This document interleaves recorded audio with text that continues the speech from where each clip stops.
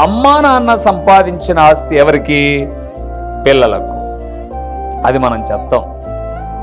ఈ లోకంలో ఏ తల్లిదండ్రులైనా వారు సంపాదించింది అంతో ఇంతో అంతో కొంతో ఉన్నా మా తదనంతరం మీకే రబ్బాయి బాబు అని చెప్తారు, పిల్లలకు మీకే అని చెప్తారు. మరి మన తల్లిదండ్రులు సంపాదించిన ఆస్తి పిల్లలకైతే ఇప్పుడు ప్రభు పరలోకాన్నే స్వాస్థ్యంగా ఇవ్వబోతున్నాడు. ఎవరికి ఇస్తాడు ఆయన? తన పిల్లలకు, తన్ను ఎరిగిన వారికి.